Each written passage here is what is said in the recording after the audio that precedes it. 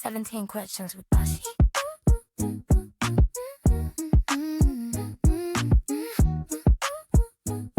17 questions with Bocce. All right, welcome everyone to 17 Questions with Bocce, episode 5, with special guest Karol of Docket Updates fame. Hey, Karol. Hi, how are you?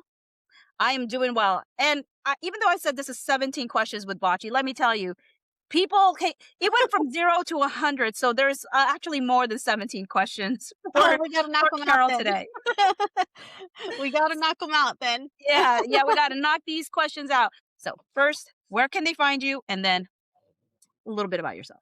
Yeah, so people can find me on YouTube under Docket Updates, Docket Updates username. If you type that in YouTube, you'll find me. And then you can also find the website at docketupdates.com. And at TikTok, I'm just Karol Snyder. I'm the comment creator over there on TikTok. Yeah. And, the next question is, what made you decide creating content about the Blake Lively versus Wayfair case?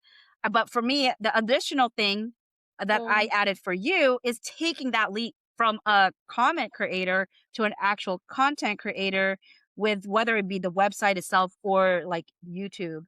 Like, what made you do Yeah. that?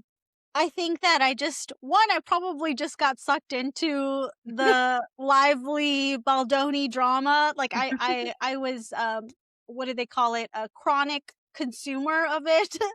And it didn't feel like the comments were doing enough.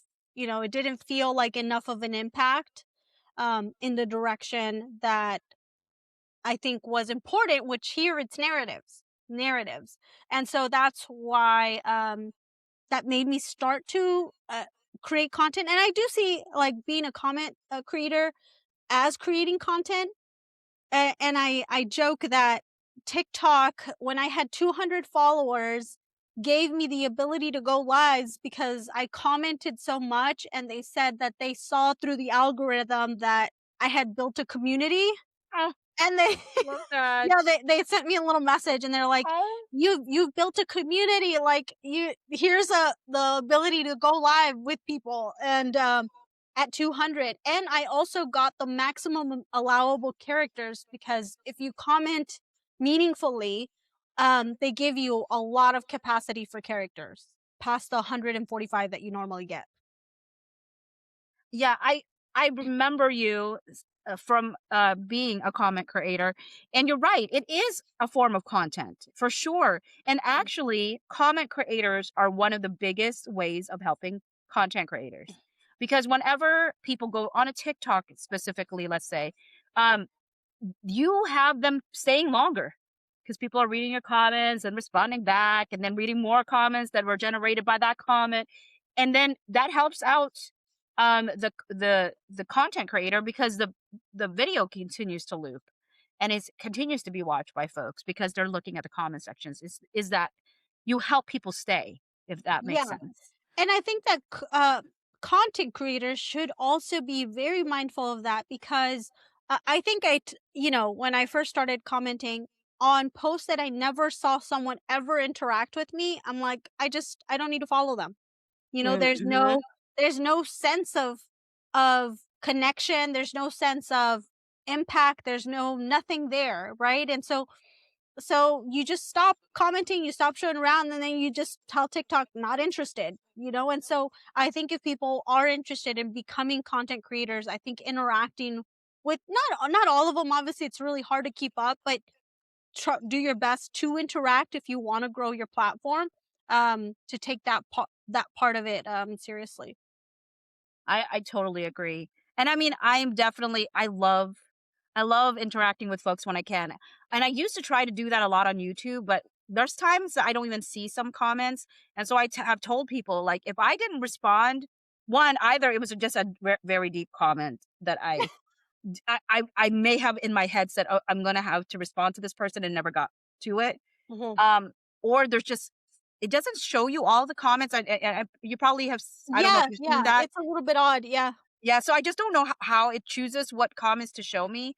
But when people become Bocce buddies or Bocce besties, at least they put it in another section. But I need to be better about responding to those too, because those have grown as well. So anyways, that's just side Yeah. note. Yeah. No, that was good. But what lens or perspective do you bring to this case that shapes how you talk about it? I think that probably organizationally, or like compartmentalizing certain aspects of it. I think that um I've heard the feedback from people like, oh, that was helpful. I like how this is laid out. It makes it really easy to consume. And I'm like, oh, I kind of did that for me, and it helped them too. So I think that for the longest, I saw that as being potentially like a weakness of mine, that I had Mm. to lay out things this way, or I had to see them sort of visually this way. Um, and I think that slowly I'm starting to think like, oh, maybe this could be a strength, where that I that I have, and not a weakness. So I think that the lens is, I like to visually see things to be able to consume it, like laid out. I don't know if that makes sense. Yeah, no, I think it really actually it lends itself to the next question, because I think your answer actually is my answer to why I love your stuff. But when people tell you your content resonates, what do you think they're connecting with most? Oh, wow. Okay, yeah, you're right. That kind of does lead into that, and I think it is that. People are so kind, and they've said like, again, I love how you think, or I love your brain, or I love, and I was like, oh, that's so nice. Like, I never saw it that way, because again, I saw that the way I think kind of made me more of a slower consumer, um in taking it in and processing it. More But thoughtful. ultimately, yes, but ultimately I think that when there's loads and loads of information, that you end up needing some sort of a sorted, organized chaos in a way, like, let me organize this. And so I think that that's what's resonated with a lot of people, and I think I find that so cool in a way to connect with others. Yeah, no. I'm so glad you took the leap, Carol. I really do. Because we are all better for it. So one of the first questions is from Mama Panda. Says, Uh-huh. what drew Carol to this case and what inspired her to make the website? Mm. Um, I think I was listening to the stuff in the case. I would say it felt like on the outside of it, just on my FYP, slowly consuming it. Once in a while, it would show up. Um, and it wasn't until the timeline of relevant events and the video came out, and the dance video. And I was so shocked by it. I still remember, like, going, "Oh my gosh." And I ran over to my husband's desk and I was like, "Look at this." And then all of a sudden I just unloaded all this knowledge I had gathered from little little videos here and there. And I think that that's what drew me to the case. It was just like, that is a wild characterization of Mm, that moment. And and I think that's what drew me in more. That was that. yeah, no, And oh, sorry. And no, the what inspired me to do the website was um that uh again, the impact. I was just like, being in the comment section kind of feels like yelling at people like, guys, this doesn't make sense. Like, this part doesn't make sense. And kind of like, the impact of that comment goes only so far, right? And so I think I was at a point where I was consuming it chronically, I guess you could say. Like, it just, I was an over consumer, and I was like, I just got to do this website. Um, I'm this close to putting out a website, and people liked it, and I was like, well, maybe I can. Let me see. again, I mean, I think Brian should have called you up to create the original website. They didn't know what they were missing, and not by not hiring you. But then at the same time, I guess you didn't know quite yet at that Yeah, moment. yeah. I Okay. kind of did it towards the end of September, and I was like, I'm gonna time it till the subpoena time's done. So yeah. What I love about it is it actually really lends to the next question, what you said. But this is from Echo, who's one of my bocce besties. Says, how did she get started on all of this, and where did her website making skills come from? Hmm. Uh, so I think I've said in the past, like I don't know, guys. Like this is not my business. Like I don't do this for work. I don't really do this, but I watched some YouTube videos on how to do it. And then I remembered, wait a second, I actually went to school for like one semester to do website design. And I know the very basics of like HTML coding. And so I have that, and I think that that's some sort of a benefit, very little and of little impact, but there's something there. Um and it's just YouTube, just YouTubing. Like this is what I'd like it to look like. How can I get that done? And then finding the shortest video possible out there with that information and watching that, because there's people that'll explain it like very thoroughly in like a 30-minute video, and I'm like, I got 5 minutes. You got 5 minutes of my attention. Let's figure this out. So the next question is from Mandy Magnan. Why did she start Docket Updates, and what problem was she trying to solve? um what made me start it was I was frustrated with the narratives.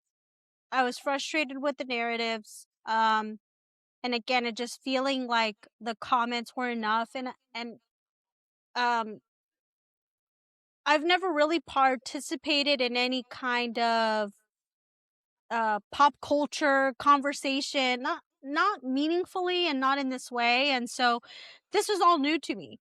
So I just think that the impact that I wanted to have wasn't there at just the comment creation level, right? And so I felt this need of like designing the website, and my husband's so sweet. He just encourages me to do whatever I feel a passion is, like, and he's like, just do it, just buy the website, just try it. And and I went for it. And I guess the problem I was trying to solve is two things.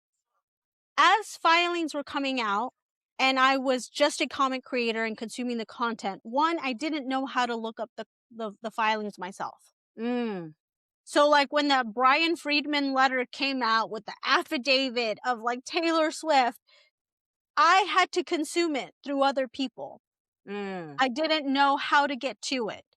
And that part was frustrating. And people were like, just go to Court Listener, it's easy. Well, I couldn't even find the case. mm. I couldn't even, like, I was like, search Lively, search Baldoni, search Wayfair, could not find it.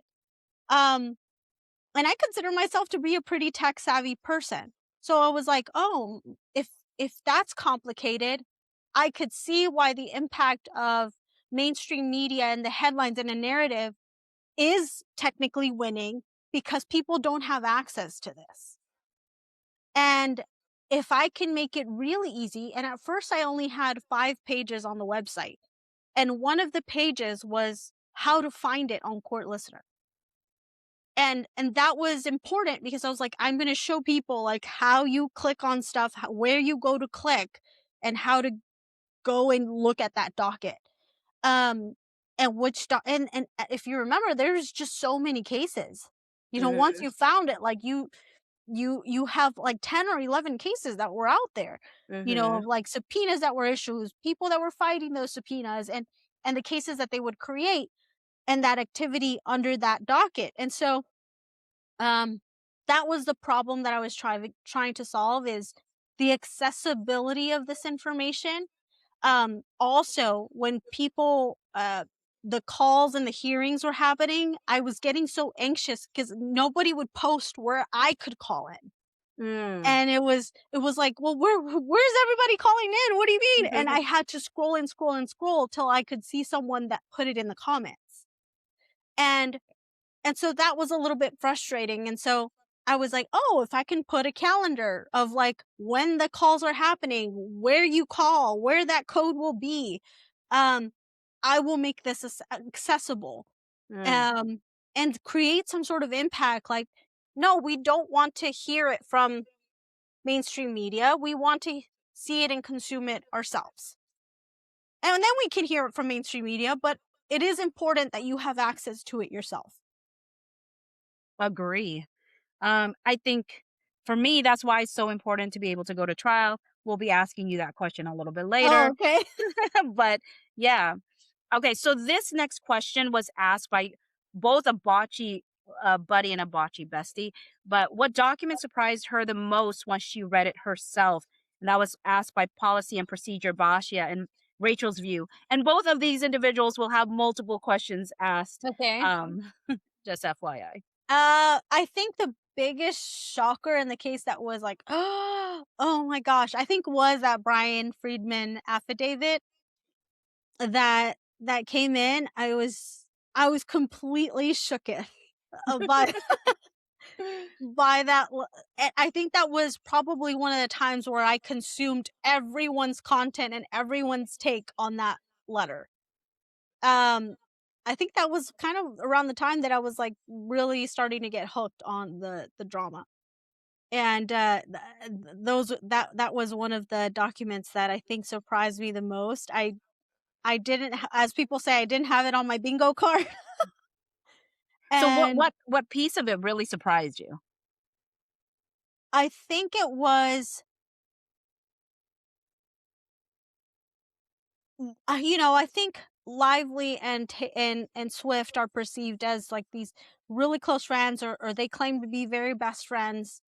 And to have such a turn in their relationship per this letter of like, hey, you don't issue a statement, we're no longer friends. We're gonna get exposed, and you need to do this. And it was, I think I saw power dynamics as well.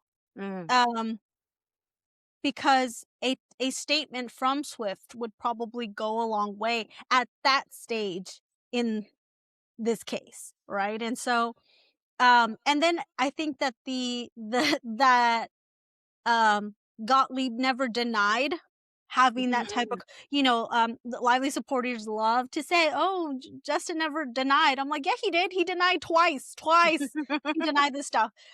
But the Gottlieb never denied it. He said it is triple hearsay. And I'm like, how does he know it was triple hearsay? Why does he know how many hands it passed to actually get to Brian Friedman? I found that very interesting, and that they made that statement so quick, and then to say, oh no, that's wrong context around that call. And I'm like, oh, so now you care about context. So it just gave me a little bit of like spice at every turn. And I think it also confirmed the things that Baldoni's and the Wayfarer Party's narrative, and the way that they laid out the timeline of events happened. I'm like, that makes sense. That makes a lot of sense of what we're seeing publicly play out in the headlines, of their friendship, of how much they've interacted since, the questions that people were asking around it. So I think it was just a shocker all around that that she would extort her friend, or at least that her friend would perceive it that way. I don't think that the triple hearsay would have included that word if they did not see it that way. Yeah. It's interesting because I now, with a little bit more distance, I don't know what I think about that letter. I mean, the affidavit obviously got stricken from the courts, but I just still wonder to this day if it had any truth to it, or if Brian Friedman was taken for a ride. I still don't know. I think maybe it was a little bit of both. It helped Swift in a way that also helped the Wayfarer parties um, give them something else to kind of cling on to and let the people talk about, right? And so I think that Taylor's text now, where she says, I will, you muttered Dracarys, and I will fire those texts off to Austin, and Austin will fire off those texts. I think that Swift didn't want to turn over her text messages. I think that there's text where her involvement must have been where she wrote a letter to someone. She made a call to WME. She made a call to Sony. I'm very confident just from that text alone that was what she was trying to protect. And she's like, I don't want that to go out, so I'll give you this. And then I think that not supporting Lively publicly, whether she's friends with her or not, is a good enough exchange for that. I guess that's my theory. That's the theory I'm convinced on. That there's text there that she protected and she was okay with the exchange. Yeah. I definitely have a lot of questions in my head still around the whole thing with Taylor Swift for sure. So, was there a moment where her thinking, your thinking, changed while reviewing the evidence? What caused that shift? That's also from Policy and Procedure Bocce as well as Panelist 68.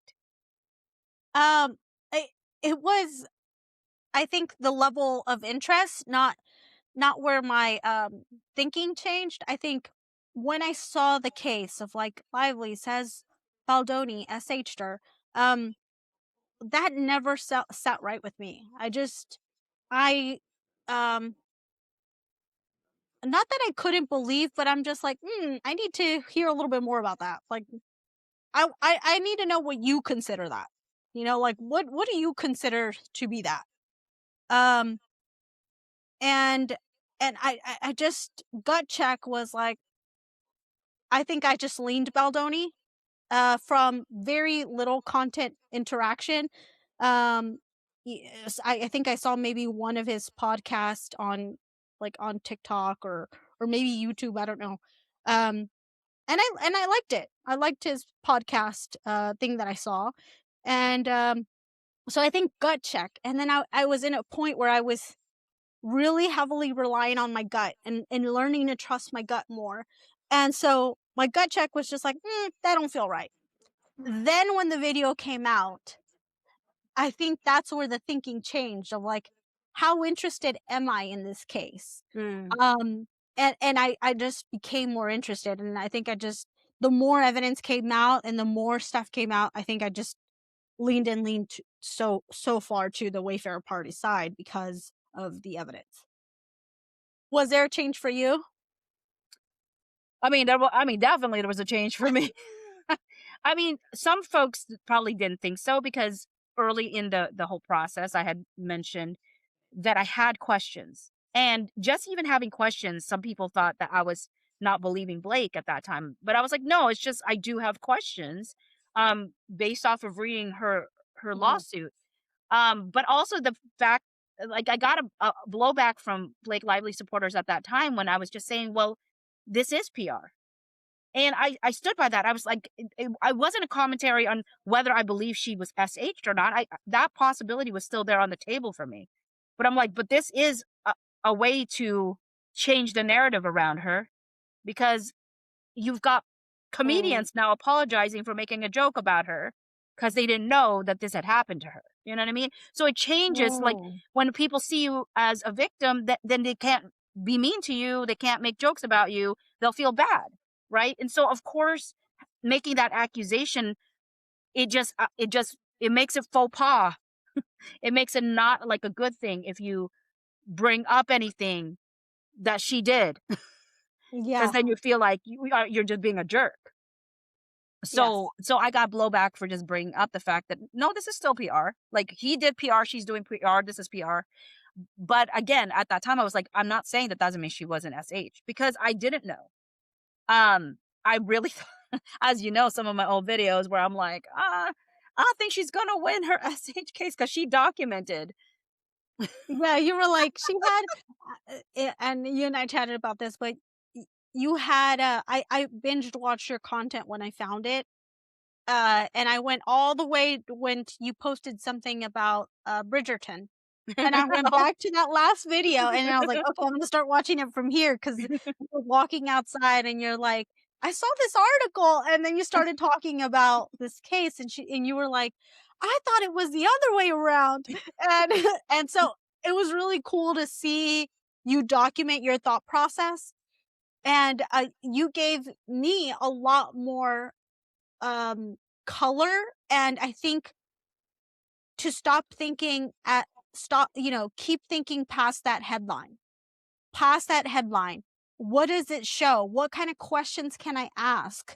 What is this not saying? It's just like, I think you just activated this like really critical thinking aspect of, yes, of analyzing this case, where at first I was just consuming. When I found you, I was like, wait, I can break this apart a little bit more and discover it a little bit more. So I think you've unlocked that critical thinking in the case, like that. That means a lot to me, actually. It really does. Really? Yes, because that is something I hope people do feel, where people want to think more deeply about stuff. And that's why I know that people don't consume my stuff when they're like, oh, you just believe in him because you think he's handsome. I'm like, when did I ever say that? For one, when did I ever say that? Not that I don't think that he's handsome, but that's genuinely like not even a thought. And also, it feels weird for people to say, like, you need to believe women and all this stuff, and yet think that a woman cannot think beyond someone being handsome as the reason for believing that he's bringing factual things to Oh the no, court. I know women can play chess. I know women can play chess. I know that we can be strategical and um plan a lot of steps ahead, and I know it because I am one. Okay. I mean, kind of the same thing, kind of the same feeling. But was there a moment where her thinking changed while reviewing the evidence? What caused that shift? That's from Policy and Procedure Bocce as well as I Pamela think we just 606. answered that question because Did we? it was a dance video. Oh, That hello, was hello. Yes. No wonder it sounded familiar. I'm like, this is like the same question, but you're like, yeah. no, it's the same question. Yeah, I was like that, and it was that dance video. It really came down to, and now we got 3 different angles, and I still land in the same spot.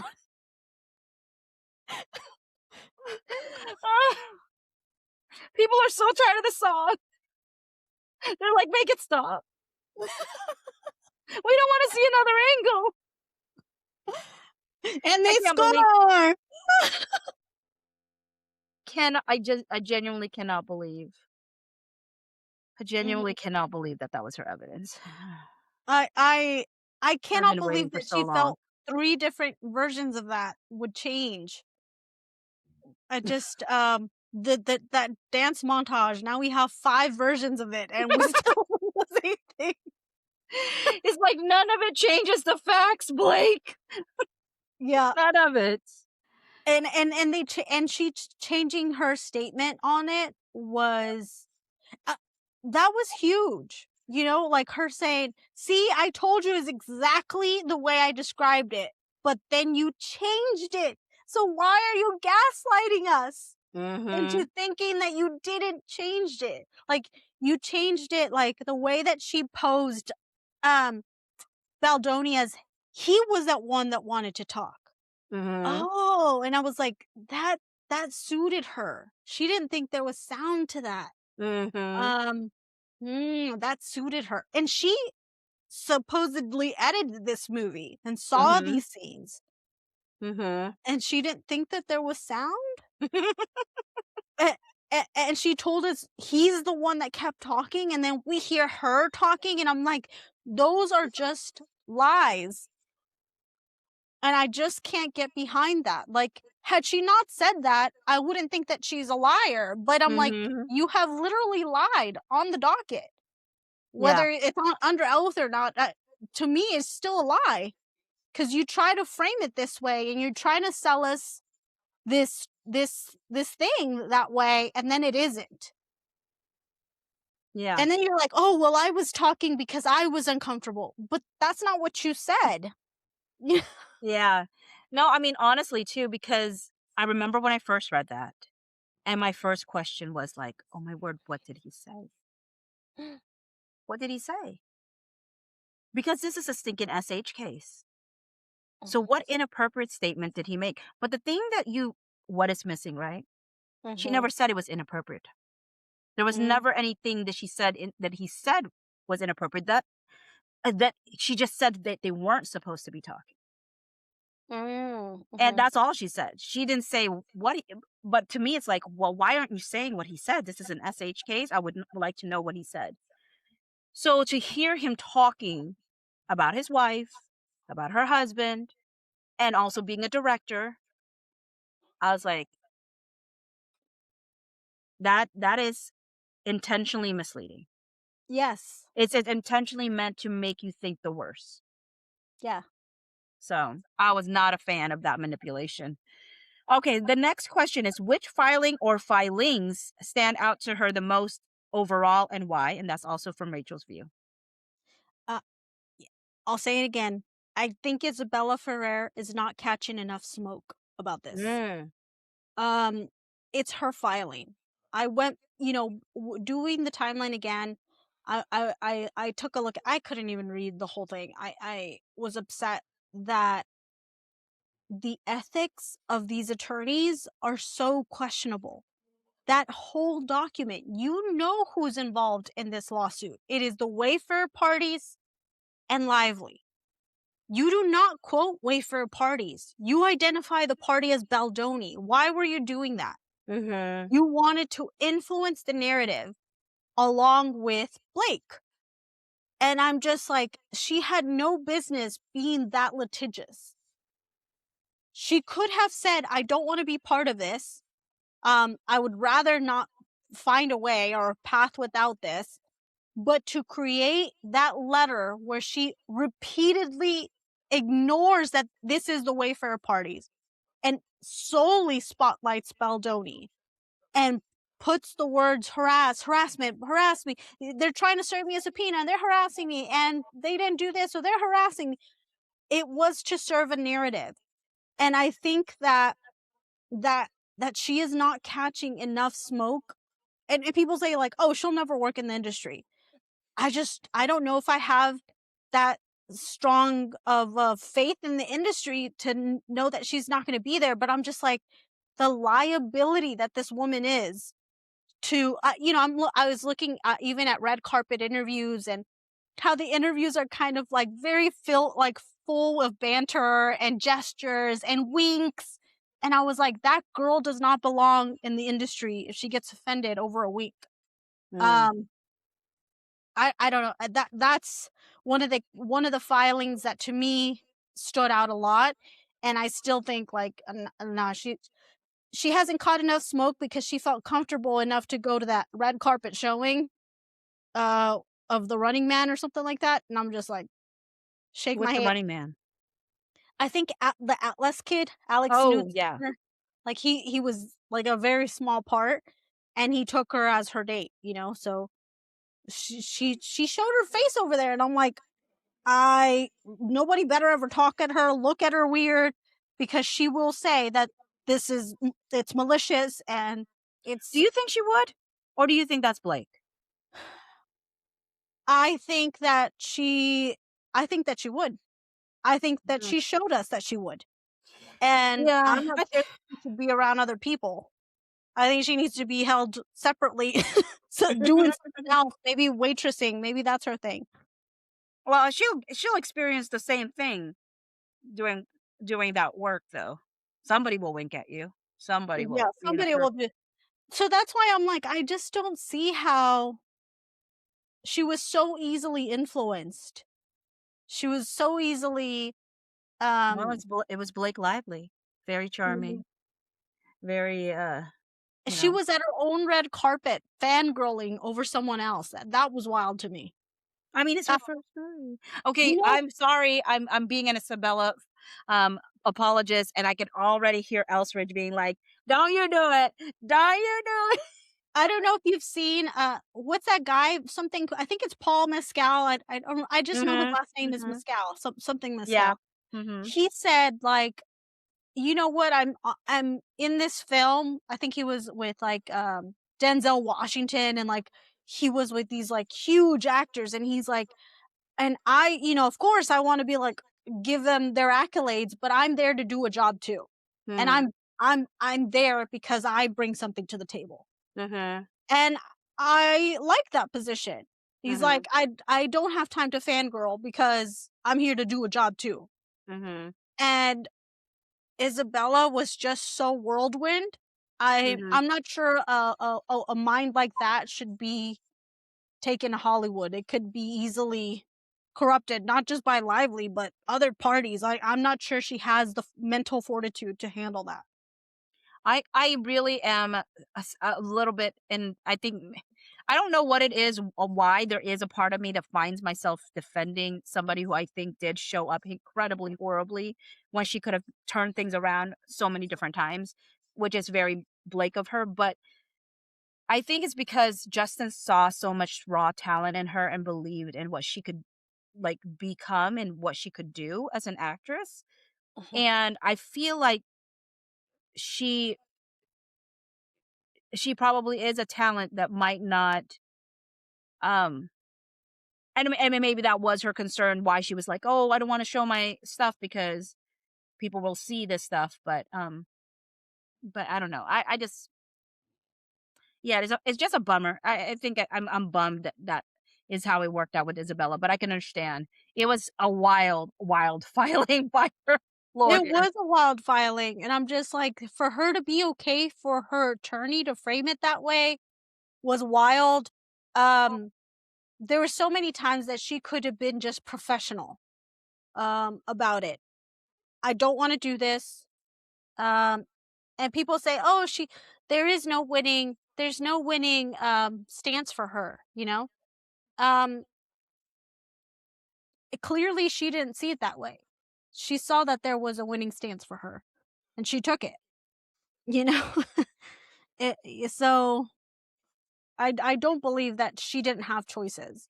She had choices. She just did not choose the right one. And I just think that, again, if this could easily sway her that way, I can't imagine how much other personalities in Hollywood would sway her little mind. Like I'm not sure that she has the fortitude to say, this is who I am. I'm going to stay true to that. I don't think she has that, or maybe she doesn't have it yet. Maybe she should just wait till she's matured a little bit. I don't know. Maybe. But I just think that her filing was way too wild, way too litigious. And It looked bad for her. It really did. And the industry should be on notice because they need to increase insurance the moment she steps on set. Dang. Oh yeah, she's not catching enough smoke for my liking. You're like, well, is there any aspect of this case you feel is overlooked or not discussed enough? And that is from our friend Sarah at Yarn and Order. Ooh, I like this question. I think that the conversation of the timeline and what does that do? I think that there's I think that the timeline, what it'll do is it will show that there are key points of power and leverage and how those things are not the same thing. I think that at some points it was deemed that Justin had power. I don't think so. I think in deal making, you have leverage. You have moments in the deal where you know that your stock is the highest and you could get certain things done. And move the needle in your direction, because it is key to understand leverage. But in the leverage, there's always deal making. Like it's either the needle moves one way or it moves another to accomplish a deal. When there are power moves, there's only one direction. And that direction always suits the person pulling the power move. And I think that is very very important distinction between leverage and power in this whole case. And I don't think that there's going to be a timeline that helps Blake Lively. I don't think so. I think a timeline can only show you where the leverages were the highest, where those leverages fell off, and who pulled those power plays at what key points. And so I don't know if you want to. You know what? I was thinking about for Blake Lively, she felt like Justin had the power to withhold the dailies, and that she did not like. And I think the dailies was a big part of the reason for the 17-point side agreement. And we were reading the PGA stuff, and there was a line that said being able to view the dailies with in regards to other characters. And I was like, oh my word, now I understand why she wanted the daily so much. I think the PGA mark was always something, but that whole like they always had final say, but somehow she found a way to make them switch out and give her whatever she wanted, even though they could have said no at any point. Because technically, and again, that's what you're saying, right? Power versus leverage. They had the power to say no, but they didn't have the leverage necessarily, because the leverage was, I am not going to promote. I am not going to, do this or that. And that's going to be a big problem when they put in so much money. And so, yeah, I see that. And then one of the other things you mentioned, right, at least offline, right, is the whole after the premiere was done. Yes. I think that's exactly what the timeline's going to show. So again, I don't think the timeline's going to show anything that really helps Lively in her narrative. What we're going to see is how those moves were pulled off, when that leverage stopped working, and when her power was no longer power, right? So like I think, like, for example, the premiere, we see that power and leverage both suited Lively up until the premiere. I won't do this if I don't get this. I'm going to do this. And it always almost swinged in the direction of Lively. So I don't think that there was deal making or negotiating. For example, let me give you two examples. One being Book Bonanza. Was there negotiating of like, let's increase 20 minutes to 30 minutes?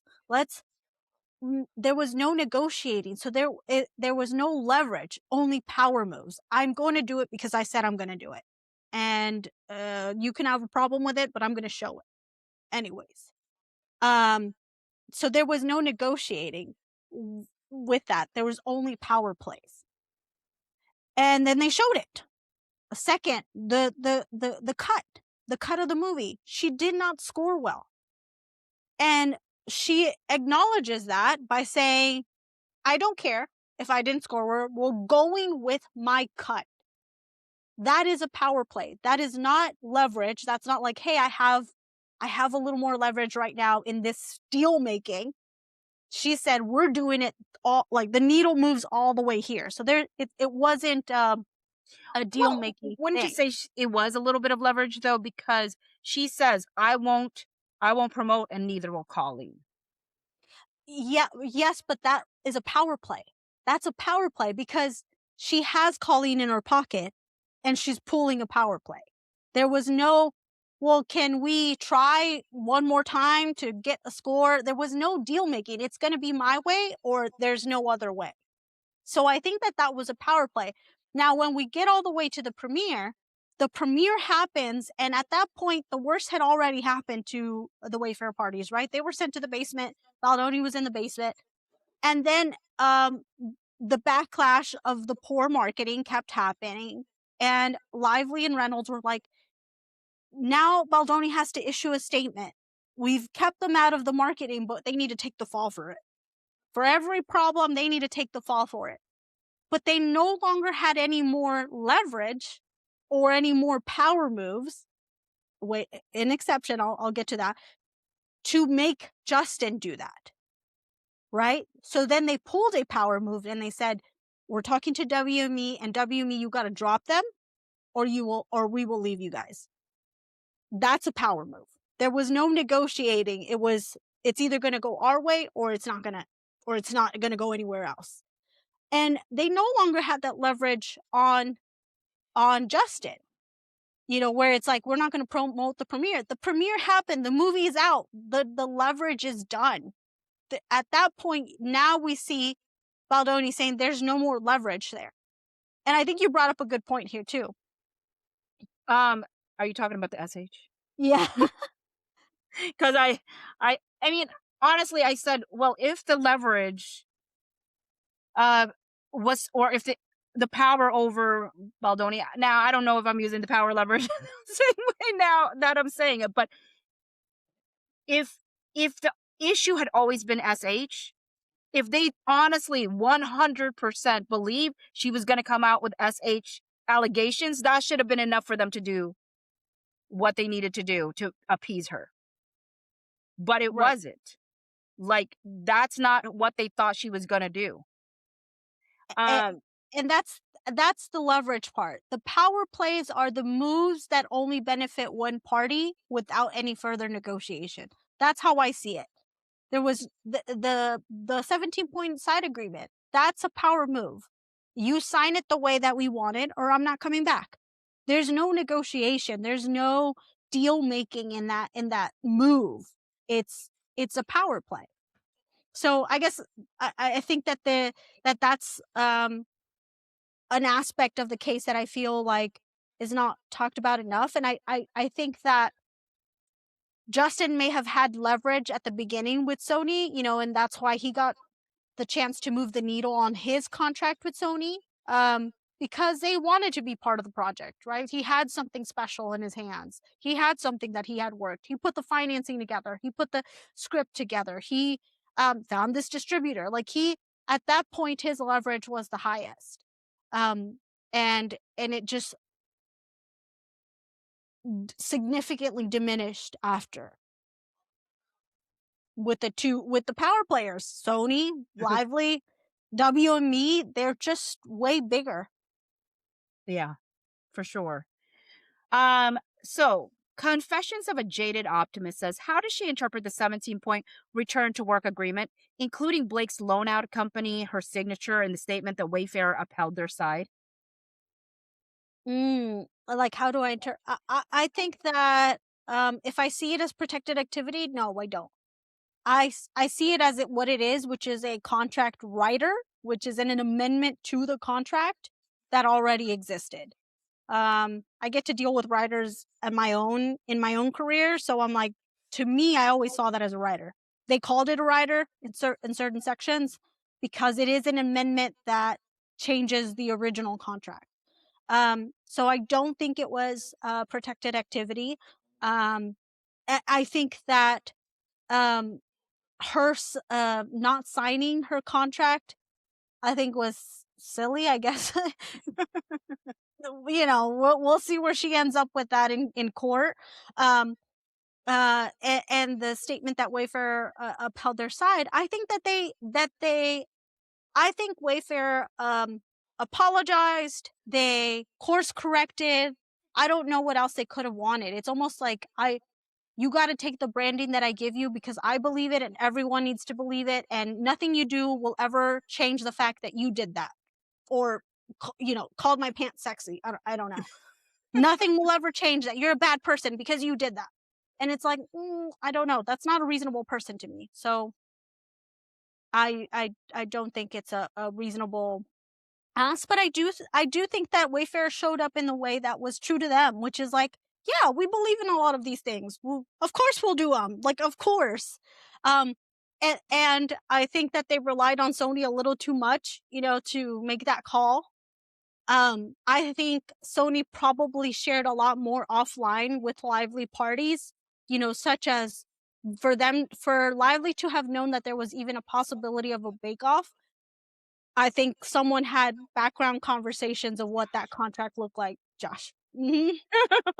Josh Greenstein, that little guy. People need to keep an eye on him. I think that he has. I mean, he's probably doing his job. Making deals, making people feel important, shaking hands, kissing babies, that kind of stuff. Like, sure, he's probably doing all that, and he's probably really good at his job, and that's why he got the Paramount job. But I think they probably shared too much with the Lively parties, and unfortunately, Wayfarer thought that Sony was more of a partner than they truly were.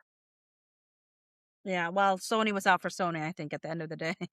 After reviewing so many documents, what is your impression of Melissa Nathan?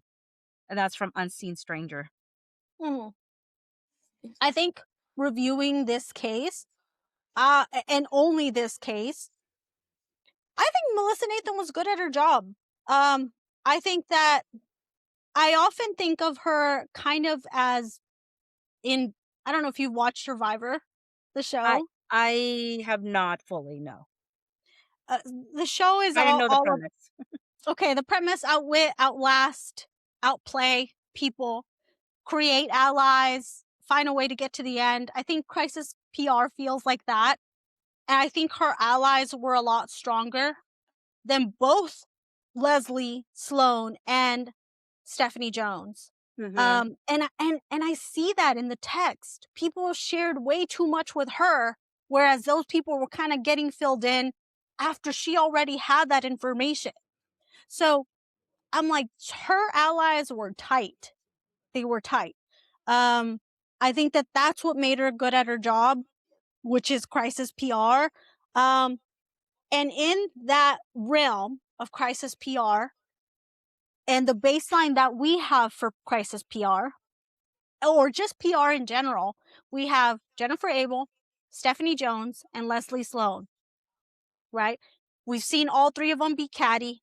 We've seen all three of them be liars. We've seen one of them be allegedly a thief. And pull and betray their own client, talk catty behind their.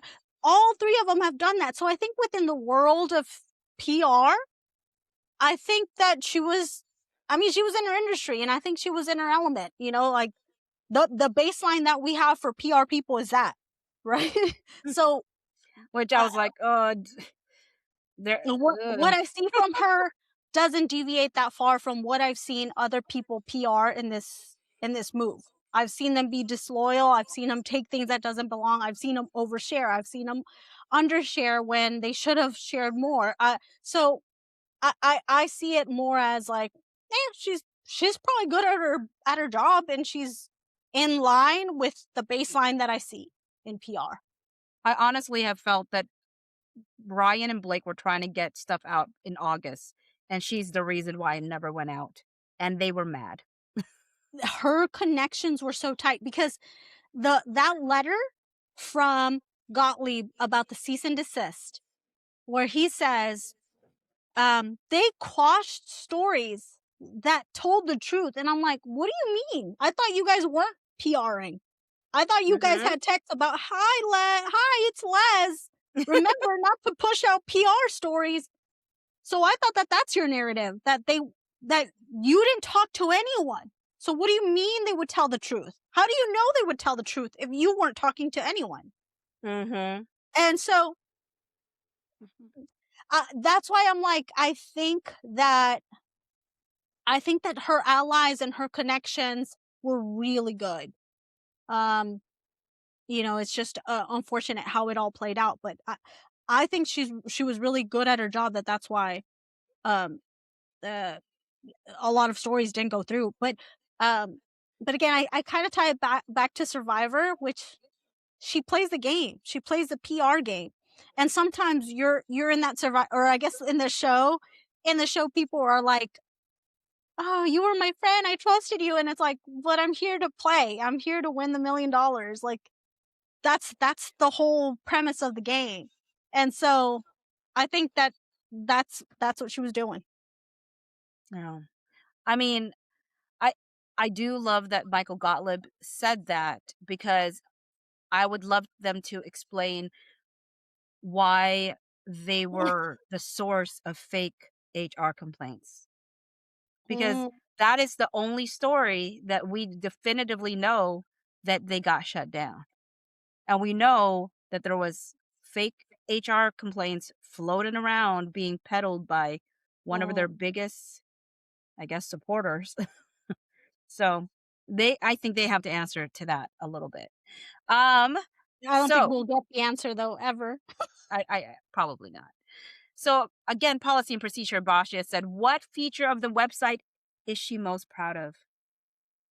I think up to now it would probably be, I love the depositions page, but the new feature, the timeline, is going to be so cool. Like, the level of work that is going into this, and it's more than just organizing the filings by date. I mean, I am checking timestamps. Sometimes I get UTC 0. Sometimes I have GMT4, and I'm trying to make sure I catch it all and try to put it in Pacific daylight times, because most of it, I'm trying to, like, what on August, this is PDT, like, does it fall into this? If it's before March, it's PST, not PDT. And so I'm trying to clean that up, and that's taking so long. I'm picking up tiny little bits of, like in some screenshots you think you see the same, this is the same, because what I'm doing is, like, these text messages, and I put a note where I first saw them, and then I keep track of anywhere else they show up in the docket. So if there's slightly a difference, a slightly bigger cutout of that screenshot, I catch a date, I catch a little glimpse of a message that wasn't in the other screenshot, I'm including it, and now I'm, like, kind of going back a little bit more to splitting it by hour. So, like, if there's messages from 2 to 6 p.m. and there's, 3 messages at 2, 2 messages at 3, 1 at 5, and then 2 at 6, I'm trying to split it up based on the pocket of time, so that it has connections to the previous conversation, and then where you can follow that conversation, but it stays in order against other conversations. So the Ooh. amount of work that is going into it is, I think is really cool. I, I'm so excited for that. I Yeah, mean, I'm like, honestly, that sounds like a lot of work. it's creating a lot of internal links into it, um, grouping it by month, then by date, then by time. So um, I put it all in accordion style layout, so that the page is still compressed at the end of the day. So it's going to be cool. I did change a little bit of the direction of it, which is, um, I was loading the document so that you could click right into it, but it was slowing me down so much that I had to just reference the docket so that you could go and find that document. Um, I didn't think about this, about adding links to it or anything like that, but I just reference the docket, so that way I can move quickly and go on to the next date. I'm like halfway through. I'm halfway through the docket right now. So that's kind of neat. Like, there's conversations that I didn't know were on the same text thread, and, like, I'm piecing that together now, and I'm like, oh, I didn't know that was happening then, and then this conversation happened right before, and then the screenshot of this time and this time doesn't make sense, so I need to figure out how those two can coexist and be true at the same time. So the level of work that's going into it, I think that's probably going to be the page that I'm most proud of. And I'm doing everything possible to move as quickly as possible, but I do have a career, and I have a household to keep up. Yeah. Well, I feel like it's worthy of all them coffees. Buy you a coffee as you're We're working it out. Yeah. So I think it's going to be really cool. Um, and we'll have all the conversations in there that are in the docket. Again, I'm referencing it if they show up in more than one docket. So when I'm going through text right now, I search it. Is it something we've seen? I say it's also here so people can see it, because the screenshots of time, that I think that's going to be a huge thing for people to see. And that's why I am convinced that no timeline will change my stance or help Lively. If it would have helped Lively, we would have seen one provided by them already. It really just shows you dynamics and powers and leverages at play. And it gives you a lot of color. Um, Speaking of like time, how much time does it take to keep up with docket updates and all the uploads? That's from Mandy Magnan. Uh, it depends on days where there's a lot of drops. Like for example, this latest drop, I don't know, it took like maybe a week of like full day full day work to get settled and to try to crank it out, because obviously it's most valuable to people up front, right? And so to try to like lay out all the documents and what they are and who wanted it sealed and who wanted it unsealed and what did the court decide. So I try to do that as quickly as possible. Unfortunately, I did travel to New, or not unfortunately, but unfortunately, like travel does set me back. And I couldn't crank that out fast enough. It took me like 5 days to do. But overall, I think the docket kind of trickles, like it just comes in little bits and pieces. But I mean, it literally feels like another job. Yeah, I can imagine. It seems like it would be something that's like another job. So this is from Hazel Nuggy. How does she manage research, the site, videos, and still engaging with the community? I laughed at this question. And I read it to my husband and I was cracking up because I was like, and they said, and still engaging in the community, meaning, why are you in the comment section, girl? It's like, how do you still have time? I don't know. That's a tough one. I guess I hyperfixate, and I'm hyperfixated right now on this. And so there's days where I'm really, really focused and I better take advantage of that focus. And I'm like, oh, well, let me knock this all out. And there's days where it's like, oh, well, I have a lot of responsibilities. I can only be involved a little bit here and there, and that's a little bit tougher. So, I think I just manage it based on how I'm feeling that day. How am I feeling? How much can I put in? Like today, I haven't worked on the timeline much other than to try to separate some of those texts that again span several hours. So I try to break them up. But that barely made a dent in the workload.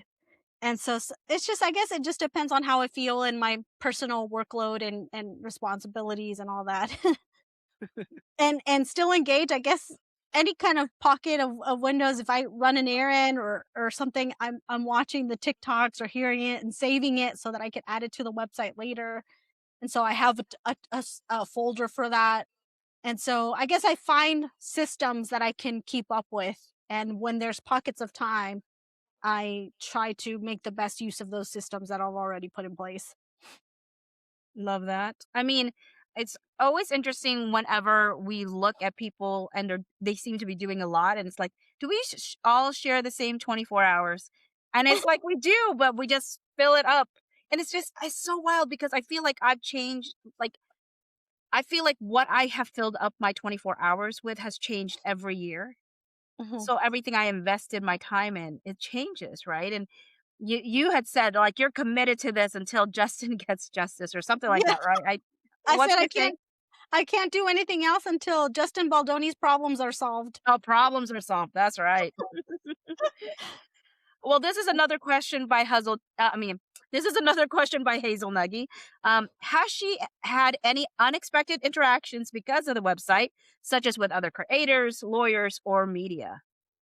Ooh, okay. So I thought about this one. It's like, oh, unexpected interactions. I've had an unexpected interaction with media at the hearing, and I've thought a lot about this interaction, and I'm like, um I need to make a video to tell people what to be prepared for and how to handle media and the things that you don't think about when talking to media. Um, framing was one of them. Um, what you could and couldn't, like, what options are there for you so that you have the most comfort in, like, if you do decide, like, hey, I need to talk to the media, I'd like to get that kind of exposure. There's things I would do differently now. And I'm like, I think I'm going to make a video about that. Like what to do, what not to do, what you should hold on to before you do this, and of such. So I guess I wasn't expecting that. But I'm so glad because it brought so many, so even though I didn't like the framing, it brought so many new eyes to the website that after a few hours of being on there, I had like 10,000 visits Awesome. in a few hours because of being referenced on that article. So I was like, well, I didn't necessarily like it, but I'll take it. But there's things now that I would do different, and I definitely want to make a video about that on giving content creators things to consider when talking to media if they didn't want the exposure. I love that. I love how you're like, okay, worked out in my favor in the end. What was the traffic prior to that? I mean, I started off with one person looking at, I have posts and like it tells me like the historic views on that page. I have like one visitor. It was probably you or Rachel that looked at my website. Then when it started escalating, and I had like 16 loyal people that kept checking in on the website. I never saw it as like, oh, there's only 16. I saw it as like, yay, there's 16, there's one, yay. And then I did hit a huge milestone after the article, and I've had like over 100,000 people check out the website. Dang! Yeah. So that was really cool. My website sent me like a thing. It sent me a notification. It was like, hey, you're no longer a basic website or something like that. I don't know what it said. It said I now I had to pay a higher fee now because I'm a commercial website. More buy you coffee. Yeah, more buy me a coffee. Oh my word, that is wild! 100,000. That's so awesome. Yeah, it was like I reached 100,000, and yeah, that's wild. And I think I'm really excited because I feel like the timeline's gonna go wild. Like I gotta make sure things are running smooth. I was about to say, will it crash the site? No, I had to move on up because the website said so. Or like it sent me a notice like, hey, you're no longer this type of site. You're a commercial site, and I was like, okay, well, I guess I have to. So I bought more like the next level up, and I'm like, okay, well, I'm gonna gauge how the timeline does, and if I need to increase that. So, what new skill or insight about yourself has surprised you most while covering this case? From Sarah at Yarn and Order. I think I feel like this is kind of silly, but I think just the ability to take up space, the ability That's not to silly. yeah, the ability to voice. I think that, again, I hadn't done that before or even cared enough about anything to really take any kind of comment. Like, sure, maybe I'll tag somebody in a video or send it to my sister, but to be like, hey, no, I don't believe this, I believe that, or like, have you taken a look at like just how like participating more meaningfully, and again taking up space, and how that feels? I think that's a new skill for me, or that's a skill that I'm exercising a little more here. Um, being able to connect with people meaningfully, and I think I've enjoyed that part and that aspect of the case. Yeah.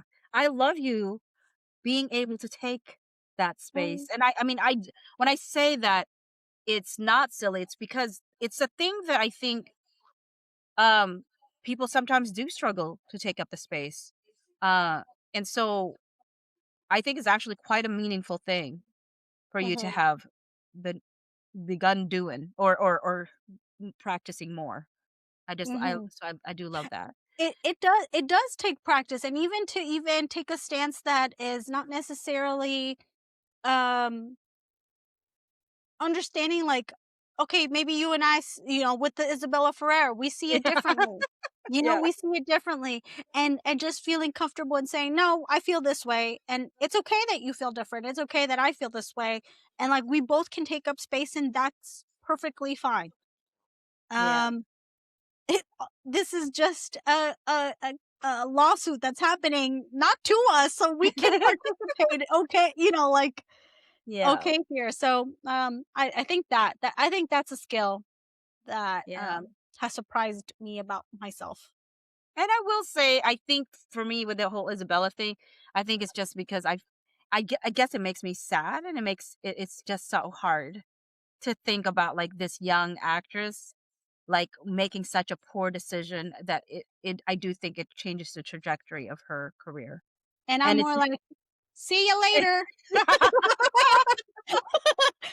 well, I mean, and the thing is, she can blame Justin Baldoni all she wants, but she's got to look in the mirror and understand that this was her decision.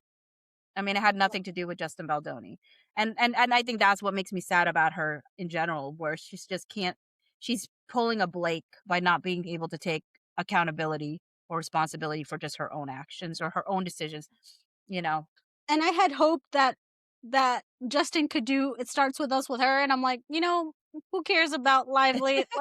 Let's move on with the next one. And it's a bummer that we won't get to see that. I mean, it's not a bummer. Hopefully we don't get to see that, and we don't get to see her in any other film. Taking up that space, like I say it with my whole chest. Yeah. And I think with the new skill of like sharing and taking up space, I've heard my friends say like, "Oh, I love your side quest." And this side quest that I've taken on for this case. So that's been kind of cool. Oh, I love that. So policy and procedure, Basha says, what snack powered most of your work? Okay, so there's these Aldi, no, not at Aldi, at Trader Joe's. At Trader Joe's, they have these Power Crunch vanilla bars. They're so good. Mm. I do that. A lot of caramel macchiato, Starbucks, and those Lay's lemon chips. Huh? They're so addicting. So Oh. those have been, and the Trader Joe's pita crackers. So Yeah, I'm hearing just you the like crackers. Trader Joe's. Yeah, I really do. I like Trader Joe's has a lot of good items. Yeah. So that's been mainly those, I would say, have been the go-to snacks. Nice. So in case folks just want to know if you we should we should bring some of those snacks for trial in May. And Okay. update. No, I'm just kidding. I really still need to get update. Yeah. Um I just want to try it just once. Um, so policy and procedure, Basha. I know a lot of questions from policy and procedure, Basha, and usually I only take one question from like one person, but like there were so many questions that I was like, you know what? I'm just gonna ask you all of them. I'm just Let's gonna. just do I them. mean, but not all of them because there were some things that didn't make the cut because it came after the deadline. But yeah. So that's why you're seeing a lot from Bosch is like, I'm getting a lot of shout out today, but Thank you. I appreciate the questions. yeah. Has doing this work changed how you view the justice system? Mm, I don't think so. I don't think anything has changed. I do realize how wise the judge has to be, Mm, in his application of the law, and how he has to write out his orders. Like, I guess I've gotten some appreciation for that. mm, Um and but not overall. I think that the justice system works the way that it works, and it helps who it helps, and if you have a little more money, then you could get away with a little bit more, because you'd have the best teams behind you. Um so I don't think so. well, that's good to know. That you start. I mean, like, good to know that you started appreciating the Yeah, orders that he's I putting did. out. I did, and actually seeing Judge Lyman in, like, in person, and hearing him kind of deliberate, like, not really deliberate, but, like, ask his questions. I'm like, oh, like, that makes sense. Like, oh, or what he's gonna have to do. I wonder what he's gonna do with that tidbit. Or, um, so I'm like, man, he has to be really wise, like, really wise, and foresee a lot ahead, to make these decisions. So I guess I've gotten some appreciation on that. Well, that's good because it might be controversial with some folks, but that's about taking up the space. So, You know what? People need to stop saying that he's biased. oh, taking up that space. Yeah. Or that it's a conflict of interest. Yeah, well, we'll see. If it is, Yeah. somebody will raise it, and we'll just see. The twist is Blake Lively's gonna raise it. Yeah, I really think, I guess maybe that's why I'm kind of hedging it that way, because I'm like, oh, I don't want this to go on further, to get, because, oh, he has a a brother that's a director, and I'm like, ultimately he has to apply his wisdom in a way that makes most logical and lawful sense. Mhm. And and I guess ultimately, whether whether this case goes forward or not, um or whether it's a judge or the jury, I think in the end they're going to find it's not SH. Whether it's with the judge or with the jury, I think we're still going to have the same outcome. Yeah, I still don't know if anything she's actually ever shared rises to the level. Yeah. Honestly. Of the four elements, I think Mhm. NAG's videos, I think she doesn't like to be called that, but NAG's videos, um, with that knowledge that we have, does it hit the four criterias and the four elements? I don't think it does. I Yeah. just, whether it's at the judge level or at the jury, I think we're gonna get the same conclusion. So I guess it doesn't matter. Yeah. Yeah. Okay. Are you thinking about covering other cases after this one? If so, what kinds? That's from C Journalist 24 as Ooh, well as Hazel Nuggy. maybe not in the same way of, like, the website. It is, I mean, it is a lot of work and a lot of investment of time and emotion, I guess you could also say. Um, and mental capacity, all the stuff, and so I don't know. I guess if my interests take me there, maybe, but not that I foresee right now. Um, but we'll see. Like, not that I am planning on right now, I guess, is the answer. Unless something that interests me, I guess, comes this way. Um, Lands on but your lap. Sometimes yeah, it or comes in the most unexpected ways. Because this I case just definitely did for me. I just think that I care about this, again, because I want to make sure that I stick to it until Justin Baldoni's problems are solved. So, like, that's really all I care about. So, I so love it. All right. Would you go to New York for trial if it happens and if some complaints make it that far? And that's from Mensa Mama. I do plan on being there. Um, I plan on being there the whole time. So Oh, if I, are yeah, you doing an Airbnb then, if that's the case? Or do you have uh, family there or something? no, I don't. But I'm sure I'll figure it out. I That's not haven't looked at. spendy. Huh? Because that's spend it. Yeah, I know that is. And I was telling my husband because it's my 15-year anniversary. So I Oh, was like, oh, that's what I want for my anniversary gift. Like, oh, that's um, cute. a trip over there and a stay over there, and I had to figure it out and figure out how I'm gonna come home and see my responsibilities and my family. Get a sponsorship to buy a hotel. Look, I can put you on my docketupdates.com. There's 100,000. People on there. I That's mean, so funny. hi.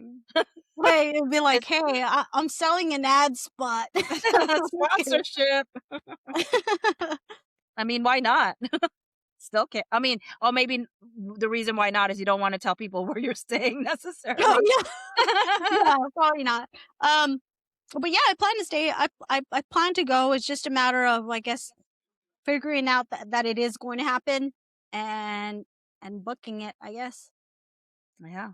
Well, I hope to be going there too. I still haven't figured out what I'm gonna be doing That in would be regards to amazing stuff. Yeah, I mean, I'm excited, but also trying to figure it out. because people asked for you at the hearing. Oh, did they? Yeah, some people came up and they're like, "Is Bocce coming?" And I was like, Oh, that's so sweet. "No." And then they also asked me if Elsie was coming. And I Oh, was like, yeah. "No." I tell you, I miss her so much. Life gets so busy, It and so does. I'm really excited that Elstridge is gonna be the one that's going to be the guest next week. So I'm excited Oh, for that. Right before exciting. my trip. She's the final one before my trip. So I'm excited for that. That's good. So the last question is, what question do you wish people would ask you but usually do not? And that again is from Policy and Procedure, Vasha. Uh okay, I got one because I was like, "Man, I don't know. I don't know." That's such a good question. Um, I think I would like to be asked, what is my viral comment on TikTok?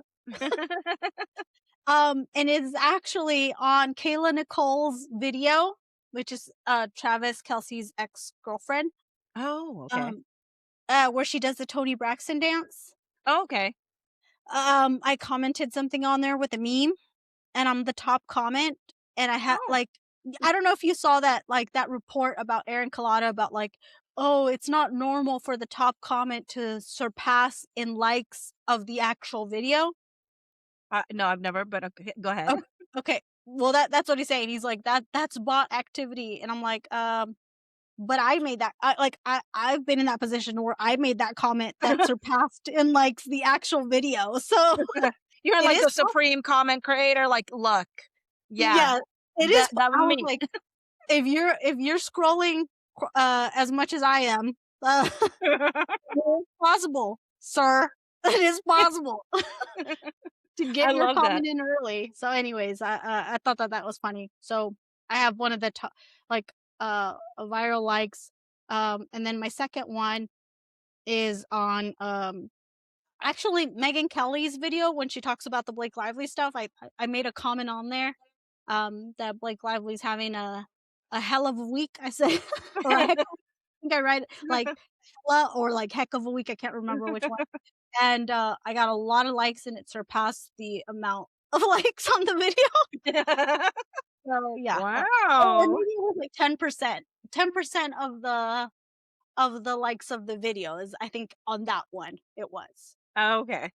Yeah, yeah. So, anyways, I thought that's a really interesting piece of trivia. Yeah, that is fun. I would not have known that you had two that did so well for comment wise. I mean, does that Uh, blow up your notifications a lot? Do you have to uh, mute it? I don't really mute it. I mean, I guess my like, it doesn't ping or it doesn't make a noise. So as long as it doesn't make a noise, it's okay. But yeah, I every day I get likes on those comments. Oh, And still to this day. Yeah, the Kayla Nicole for sure.